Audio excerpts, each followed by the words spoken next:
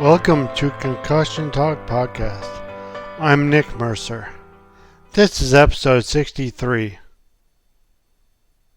Concussion Talk Podcast is presented by HeadCheck Health. HeadCheck Health bridges the gaps in concussion care through simple, powerful technology.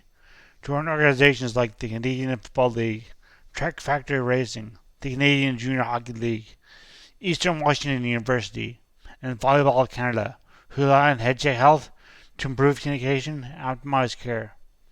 Visit headcheckhealth.com for more. Okay, Edina, right? Edina? Yeah. Yeah, okay, I'm recording now. Just tell us about concussion in U of T and or you whatever what's it called, the U of T Concussion Legacy Foundation. Yes, yeah. The Concussion Legacy Foundation of Canada has an initiative where they have chapters at different universities, and these chapters are called, the name is Team Up Against Concussions. And so essentially our goal is to provide free 30-minute concussion education sessions to sports teams and schools in our community. So it's really a great initiative on the Concussion Legacy Foundation's part, in that they get to get exposure in different communities, and then it's student volunteers that are presenting the concussion. So the students, like high school students, for example, they get to relate and meet university students that are interested in concussions, and oftentimes have had concussions themselves as well. So a lot of the members in the chapter that I lead, they've had concussions themselves often, so they can really relate to the information that they're presenting and share their own stories. And it's really a great way to get the word out there, because I mean, as you know, we all know in the concussion community, it's still not, people just don't know, and it doesn't get as much exposure as it should, and people don't take it as seriously as they should. So yeah, essentially what we do is we go out to schools in the Greater Toronto area, as well as sports teams, and we do these 30 or 40-minute presentations. Oh. Some of our presentations, we kind of gear it to the age group. So there's basic concussion information, as well as information on return to play protocols. But if we have an older group, we might include some information on CTE as well, especially for groups that we know are perhaps more interested in pursuing science later in life. So we try to taper it to who our audience is. But something that's great as well is we've also had interest from teachers or adults. So we've had members do presentations for at staff meetings, which is really great, because then they take that information and hopefully they pass that on to their students. So what's the youngest group you've talked to? So the youngest I've done youngest generally. Yeah, the youngest I've done was at a Montessori school that had like a mixed age group. So the youngest there was probably like grade 1 and 2. Okay. And were they very? They obviously didn't really know what to. How did you talk to them? If you're explaining to a 10-year-old or like an 8-year-old, what would you say about concussions? Yeah, so that's a great question. So we are taught to kind of present it in an interactive way. So we'll ask the kids lots of questions. So I usually would start with asking the kids, have any of you had a concussion? And does somebody want to explain to me what they think a concussion is? So that's where I would usually start. But we animations as well. So like if you those animations where you kind of see the brain as it hits the side of the scalp. And the jello one? Yeah. The jello, yeah, exactly. So we'll use visuals like that to explain it to younger kids, because of course it is an invisible injury, right? So it is, so I completely understand, especially for younger people, it is really difficult to wrap your head around. But yeah, so basically that would be how I would approach it for younger kids. We'd use a lot of visuals, really have like a conversation with the class, see what they already know, and go from there. And how did Edina get involved with the Concussion Legacy Foundation in U of T? Was your idea to start up this chapter, or Was there a group So yeah, decision? actually, no, that's a great question. So I'm in the Faculty of Kinesiology at the University of Toronto. So I did learn stuff about concussions. It was something I was very interested in. And then actually, a student named Sabrina, she now lives in Quebec, but she had kind of like tried to bring the chapter to U of T. But before it was really like stabilized, she ended up moving to Quebec. So I offered to take it over, and Okay. we went from there. So yeah, we're still fairly new because I know that you have spoken to another director of a team up against concussions. McGill, yeah, McGill Yeah, and Western, and well, heads up Canada's not. Cause like I've talked to Queens as well, but Queens is not in the Concussion Legacy Foundation team up chapter that I know of yet. Maybe they are now, yeah, and I don't want to speak out of school, but so yeah. Well, it's actually it's interesting. There's actually a lot of Concussion Legacy Foundation chapters. There's actually quite a lot in the US, a couple in yeah, Australia, and then we've got a lot in Ontario here because like yeah, McMaster has one, like you said, Laurier, Western, McGill, etc. So yeah. yeah, it's great, and hopefully it'll grow even more, maybe to more in the other provinces as Does well. do any of the provinces have like BC or I know Quebec has McGill, but I mean, Yeah, I don't know off the very top of my head. I think there might have Manitoba. been one in I think there might be one in BC, but I think we don't have any in the prairies or anything. Okay. Okay, Yeah. and what was gonna? Oh yeah. So what are you doing in faculty of kinesiology? Oh, sorry, what I was doing? What do you do in the faculty of kinesiology? Yeah, so I'm a third year student, so Okay. finishing up my third year of undergraduate. Yeah. And I feel like in our faculty, concussions are quite recognized, so I'm thankful for that. We have courses that are like solely based on concussions. A couple of electives that people can take. We do have research in our Nice. faculty regarding concussions, and then we also have placement. So, for example, I did my placement at Women's College Hospital this past year, but Where's some of that? That's in Toronto, I see. that is in yeah, that's Yeah. in downtown Toronto. And then, Okay. for example, one of the other members in our chapter, she did her placement. Also at a Toronto hospital, but in concussion research. So it is quite prevalent in at U of T. I feel like people do tend to talk about it, but I mean, we always want to increase that even more, right? So the Yeah. more people know about it, the more people will take it seriously, and hopefully we can Yeah. reduce it. Do you personally have any history with concussions, or do you have any exposure to them yourself? I'm fairly lucky. I did have one concussion, actually, interestingly, after I joined the club. Oh yeah. Yeah, but not like I was very lucky, a fairly minor concussion, Yeah. not high impact or anything, or not relatively speaking, not high impact. There are some members of our chapter that do have post-concussion syndrome, quite fairly severe post-concussion syndrome actually. So I would consider myself very lucky, but I learn a lot from the people that are still suffering because it just makes me realize how incredibly serious it can be. And I've actually also spoken to teaching assistants who work in my faculty with post-concussion syndrome. And I'm sure you've spoken on many of your podcasts Yeah. about your own experience, but it's really, it's tough, right? It's Yeah. very, it's a heavy subject because people don't realize how serious it is, and yet it impacts your life every day. Yeah. Yeah. So are you guys linked with the concussion clinic or the King concussion collaborative, whatever it's called at U of No, T? no, not at the moment. We are affiliated with the Concussion Legacy Foundation and also the Toronto District School Board, but not at this moment. No. So when you do at high schools and stuff, do you talk to all students, or do you talk to just mostly like football teams or rugby teams or soccer teams, or do you talk to just general assembly of students? Yeah, so we basically leave it up to the school. So I have done Okay. presentations for entire schools at in like large gymnasiums.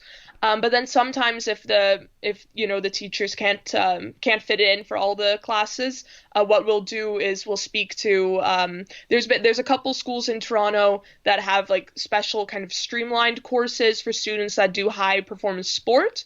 So then we Okay. might talk to those students. But something that's really interesting actually is it's so important to speak, I think, to children of different demographics because, Yeah. for example, I mean, concussions still are not really, not taken as seriously as they should. But in competitive sport, at least the coaches do have, I mean, maybe not a perfect idea of what a concussion is, Because but a they've heard it. general idea.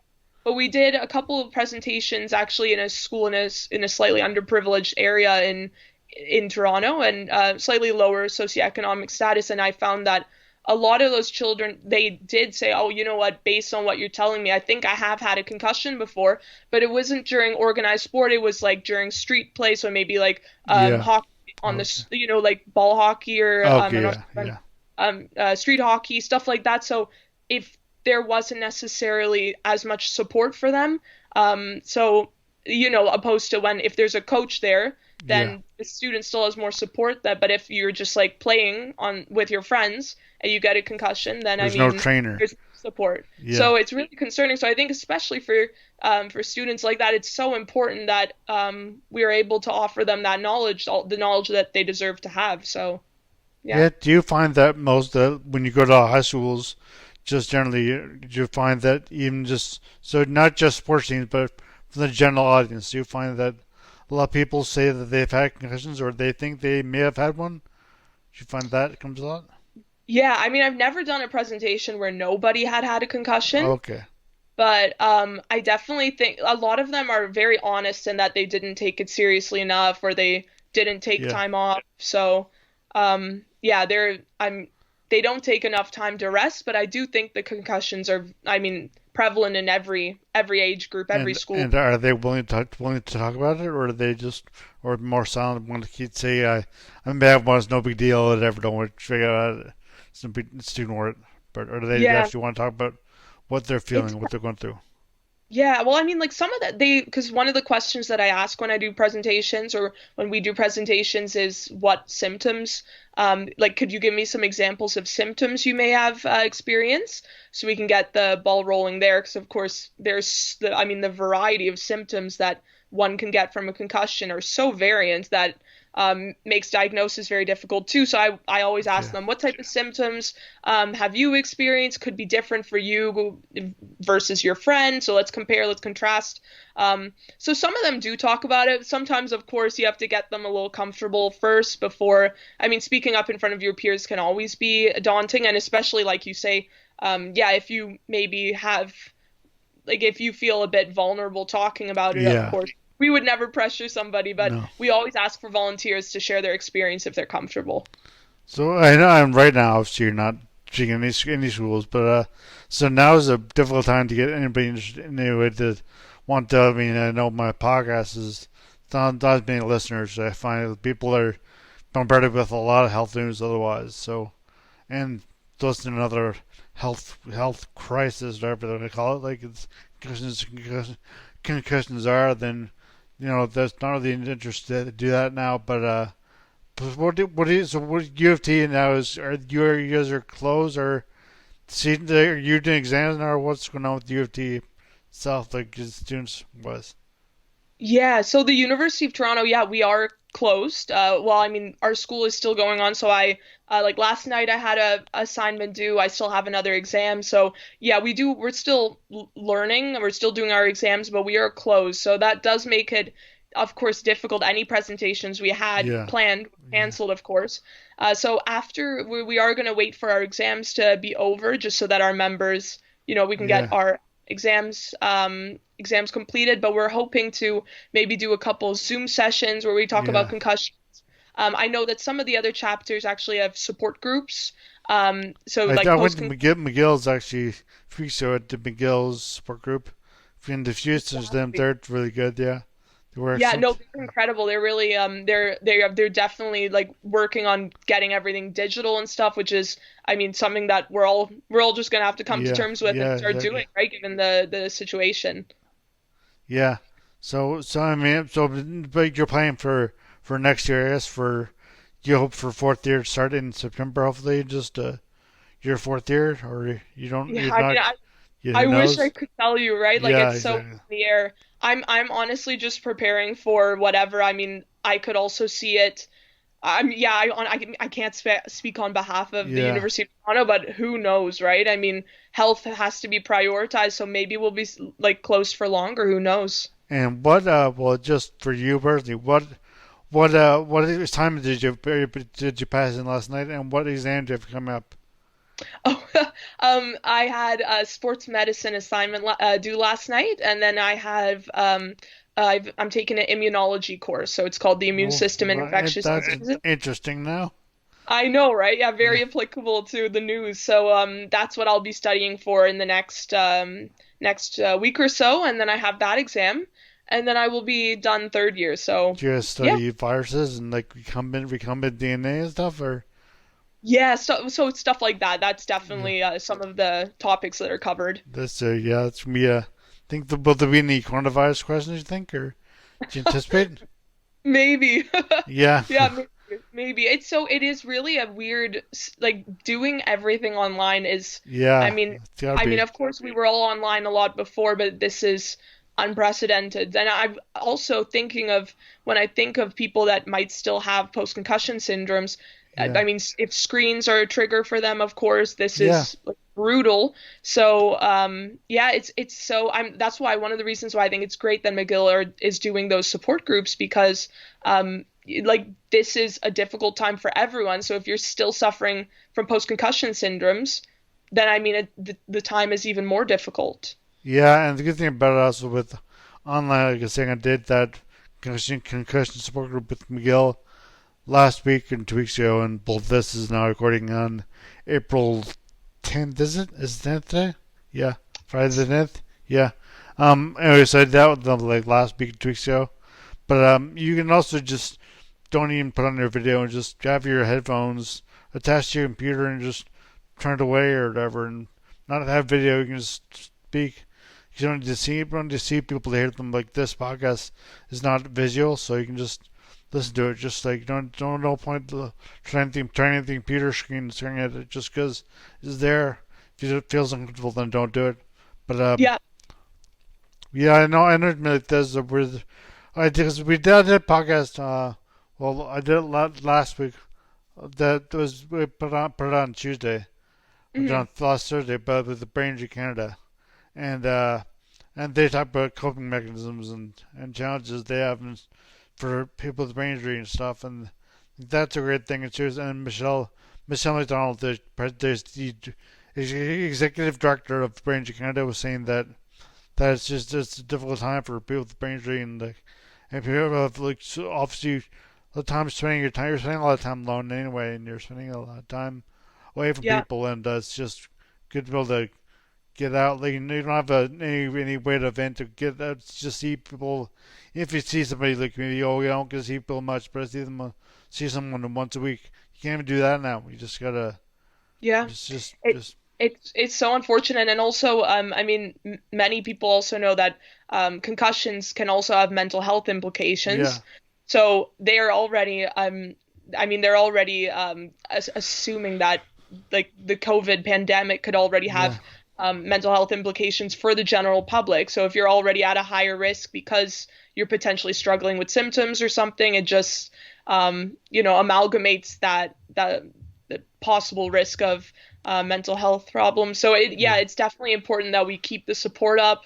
The Concussion Legacy Foundation actually is also doing Zoom sessions on right Mondays and Fridays for nice. brain health routines. Is So that if just for anybody you guys listening, or anybody, or just from the big so center in Boston, or yeah, so it is it is a professional from New York City who's actually okay, um like sharing his expertise, but both the Concussion Legacy Foundation of Canada and the one in the United States is promoting it, but anybody is welcome to email to get the Zoom yeah, link, and great. Mondays and Fridays weekly they're doing it, so I highly At recommend it as well. what time? Do you know what time, or just Mondays and Fridays?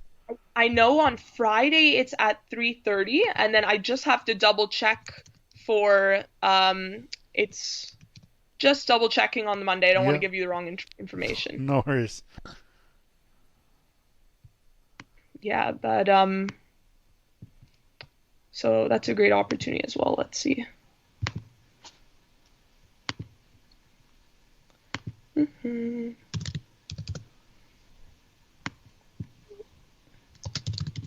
Okay, But yeah, this just yeah. it'll be I'll interesting to see how everything progresses. yeah.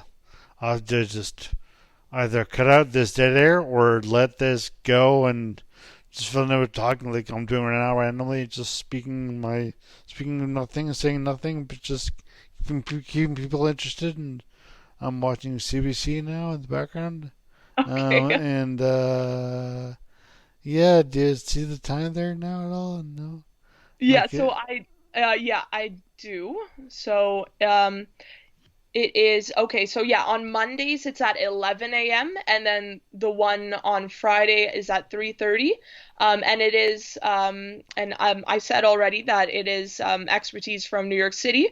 Yeah. But his name is Mr. Ben Velasquez, and he's a corrective exercise specialist. So if Okay. any listeners are interested in that, you can email Brooks at concussionfoundation.ca, and he can send you a Zoom link to join for next week if that's something that you're interested in. I think I actually talked to Jeff Brooks from he went to Western, did his PhD or master. He was doing his master's when I He talked to did. Jeff Brooks in like on the episode like 8 or something really early on the men's Yeah, so conditions. I work closely with Jeff. Jeff is what Jeff does for us is he kind of communicates with all the chapter heads. He supports us in our initiatives, advises us, and we have actually monthly conference calls with him as well. So he's great. Nice. He's been a great help in setting up the chapters.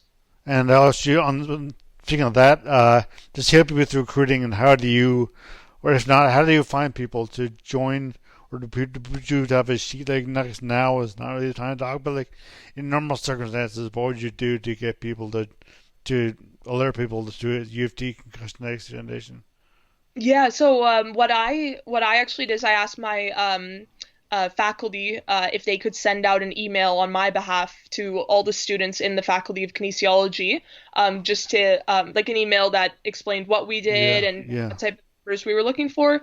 And so that's how I did the recruiting. It is difficult, especially if you're trying to recruit in the middle of the year, because I mean, yeah.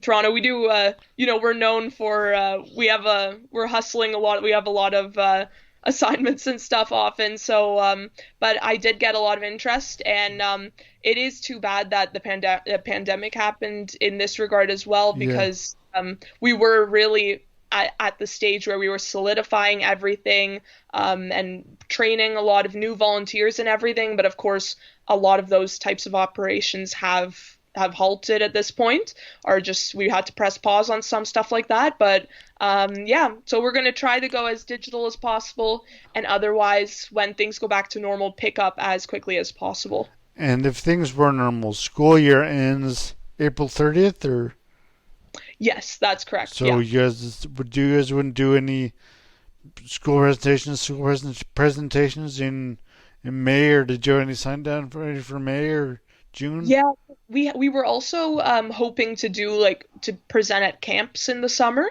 or do a couple of camp presentations, like summer camps Yeah, for kids, because that's good opportunity to yeah. reach a lot of children as well. But And yeah, they're again, out there playing sports and playing games and doing activities that could lead to yeah, concussion. Yeah. exactly. That's so true. And then also U of T actually puts on camps. So the Camp U of T is a popular camp in the city of Toronto. So What do they do there? What do we they were do there? What's Camp BFT? Yeah, so Camp U of T, it's there are camps at the University of Toronto that are or they're every year. They even have ones in March break as well.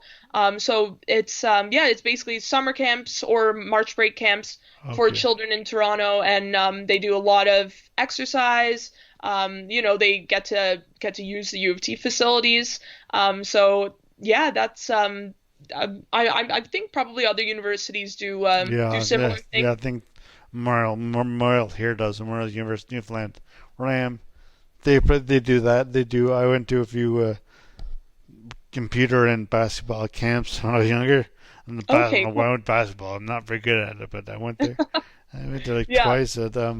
Yeah, and yeah. So that was back in the day, and yeah. So you were saying, so you do that this summer, if of course now if this is normal times, which is not, but you go to camps and present. How many people are in your group? In Yeah, so we've really grown recently. So we are sitting at about 20 people right now, Nice. and some of which we were about to train, but of course that Yeah. didn't, because we do have to train our members on how to present the presentation. We also have within those 20 people, we have a public outreach committee. So those volunteers, they email schools and sports teams and try to set up meetings or presentations rather. And then we also have a social media committee. So we're still the social media committee, as well as myself. We're still trying to keep our social media up to date. Of course, so we can spread information digitally. And then we also were working on a fundraiser, which was going to be happening in late March. Mm. But again, that Yeah. didn't end up happening as well. But that's okay. Do you have any We contingencies for that, or sorry. do you have any contingencies for that for your fundraiser? No, not really. It's just going to be like a fairly relaxed first fundraiser at our faculty. So Your but again, GoFundMe campaign. yeah, so nothing too big, but yeah, we were just gonna be just raise some money for the group, but that's okay. We'll pick all of that up when things go back to normal, and otherwise Yeah. we'll try to Yeah. spread as much concussion awareness online as we can. And 20 members, that's pretty good because you guys are brotherly. As you were saying to me earlier, you're in your still in your infancy, really. And just so I know social media, I just saw you guys on social media recently. So you guys just started your social media campaign, or just started at U of T and started that at the same time. So Yeah, so we are very new, definitely. Like our Instagram is very new. Facebook's a little older, but we are, yeah, we're definitely still a younger chapter in comparison to some of the other Ontario chapters. right, But hopefully we will, grow yeah. and be able to take on more initiatives And as you got a big audience there in Toronto. exactly. Yeah, it's so true. And something else actually exciting that we also try to promote events that either other chapters are doing, such as those Zoom online support meetings, but also events that the Concussion Legacy Foundation is putting on. For example, in February 7th and 8th, we had at Ryerson, actually, the Concussion Legacy Foundation hosted a massive Brains and Brawn event, it was called. So it was a 24-hour design challenge as well as a symposium. So we went to that as well. Jeff was there too. It was an amazing event. I was really blown away. And they had medical doctors and physios and researchers from all sorts of like very high profile teams. Like they also, for example, they had a physio from the LA Clippers that came in Oh, from LA. It was really, but it was just like really insightful to hear all of their perspectives on concussion. So, yeah, so it's just great. does Ryerson have its own chapter, or is there just use the facilities at Ryerson? Yeah, so they were just using the facilities there at that point. Although I do believe that I wasn't very involved in the design challenge because Yeah, I'm not in the yeah, technology field, but yeah. I do believe there was an affiliation with the from the tech side, like from the hackathon side of the Brains and Brawn event. They were affiliated with Ryerson, but from what I was told, Ryerson is wanting to start their own chapter now as well. So potentially like the chapter at the University of Toronto and the Ryerson chapter, once they've started, maybe we can collaborate, being that we're so close together, right, in Yeah. downtown. You guys are just next door. I know U of T a bit. I know where it is. I know it's all over Toronto, but I think Ryerson I know is down like Young and Young Dundas. Young. Oh, it's right down. I know that they're that deep. Okay. Okay. And Yeah, yeah, they're really you guys are. I know like Blur and like university. Avenue, but that's Abbey or is that Road, the yeah. west? Is that the west side or? Yeah, well, we also go like pretty south too, so College and university is See, college makes sense. That's the sheet I was forgetting. yeah, and then but we even go it's crazy like the physical therapy school is even south of college Oh yeah, like yeah, actually significantly south of college. So yeah, you're right. We're spread out everywhere. yeah. That's good though. So did you? This has been a very informative thing, and hopefully you'll get some more. I know, and now it's a tough time to do any recruiting for anything, especially for anything health related. It's a difficult time to find anybody to really want to join that. That's not the one does to hear any more health challenges. But did you have anything else you wanted to like to let people in Toronto or U of T or just in general know about U of T Concussion Legacy Foundation or concussions in general? Yeah, so something else that I would say is that it's just really important to take care of your mental health and general well-being through these tough times, especially. But another thing is that you should always take your health seriously. For example, like if you go out for a run right now or something and you end up hitting your head in some way or you feel that you might be concussed, I think a lot of people would probably be inclined to not go see a doctor right now, given the Right. Yeah. circumstances. That's the But I point. think Yeah. that, and for example, I saw, I've been reading up articles and stats right now, and they have a lot less hospital visits for Yeah. other illnesses, like for example, like illnesses, not as many Yeah. people checking into the hospital for things like that And the because they're non-emergency procedures are canceled and stuff.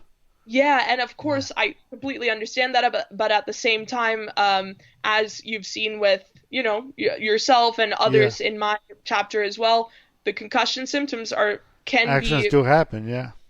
yeah, and they can happen, and they can stay for years on end. Yeah. So I think it's always important to be better safe than sorry. I'm a strong advocate for, take if you don't know if your situation is serious or not, just take it seriously anyway because you'll thank yourself in the future. So, I just think that you should always, always self-analyze. If you have had some type of accident, you should just, if you even feel any symptoms at all or feel anything out of the ordinary, I think it is always best to seek medical help. That's a very good point. Yeah. So, hopefully people will hear this and want to get involved whatever way they can. But so, how can they find UT concussion? Either say when you eventually can't go out and go places more freely, or Yeah. online or online. You mean like how they can get in touch with us? Either way, yeah, online or if they actually go out and find you. But I mean that's probably not so For insane. sure. So, yeah, so our Facebook page is called Team Up Against Concussions U of T. So, they can get in touch with us on Facebook there. On Instagram, we are on Instagram at U of T Concussion Legacy. And then they're always welcome to reach out to us. We are always happy to do presentations. And we would also be very happy to do Zoom presentations if that's something that somebody is interested in. They can also email us at teamuptoronto@concussionfoundation.ca.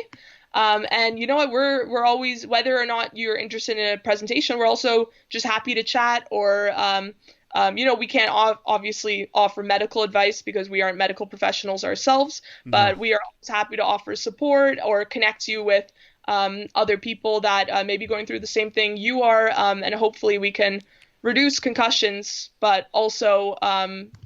increase Yeah. understanding and support that people who do have concussions can get. And finally, actually, we talked a lot about. I know I brought up really the high schools, schools in general.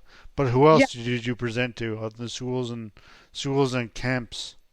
Did you present to? Yeah, so sports teams are also so specifically like again it's too bad a lot of stuff was in the works that didn't end up happening. Yeah. But some of our members are like very accomplished in their sport, so like say soccer or hockey or something.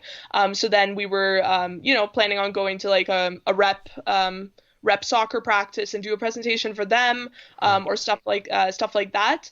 I've also done like at certain private schools as well. They have very specific kind of streamlined sporting Right. programs Yeah.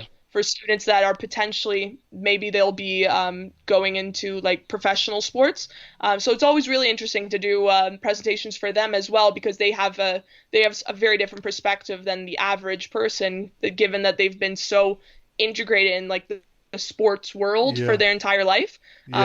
And especially with respect to that kind of mentality that people have in sports that they just want to tough it out and everything. Yeah. I find students like that can really identify with that because they've kind of been living that for much of their life.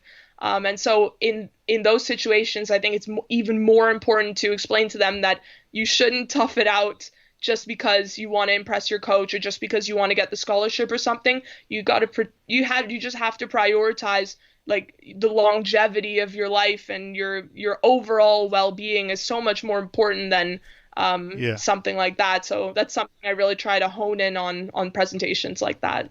I think that's great. Yeah. So, well, thank you so much for recommending this podcast, and hopefully people are listening to this and are interested in getting involved with whoever you can get involved with Concussion Legacy Foundation or any concussion support group. Zoom meetings are available, as you said, Mondays and Fridays. So yeah, At Mondays and Fridays is the brain health Zoom meeting that they're holding with the Concussion Legacy Foundation, and then McGill is the one that is a separate thing. So which is McGill is on doing the which is on support group. which I went to one on Thursdays, but I also do one on Tuesday nights and I believe Saturdays. But again, visit McGill Concussion. It's called CLF McGill or McGill. McGill, Yeah, look and up McGill. they're also welcome to get in if somebody wants to get in touch with us Yeah, via Facebook, Instagram, or email. I'd be happy to get them in touch with McGill as well if that's something that they're interested in. So I've only heard great things about it, so I think great, that's a great opportunity. great. Well, yeah. So hopefully people reach out to UT people in Toronto and reach out to you guys too, and you can build something, educate people, and raise awareness of another important health issue. So I I totally agree. Thank you so much for having us, and it was wonderful meeting you, Nick. thank you so much. Happy Easter. You too. Visit Team Up Against Concussions UFT on Facebook and UFT Concussion Legacy on Instagram. And please follow me on Twitter, Instagram, Facebook at Concussion Talk or visit my website at concussiontalk.com. Thank you so much for listening, and I hope to be listening in soon. The music at the beginning of this podcast is by Ben Sound. www.bensound.com.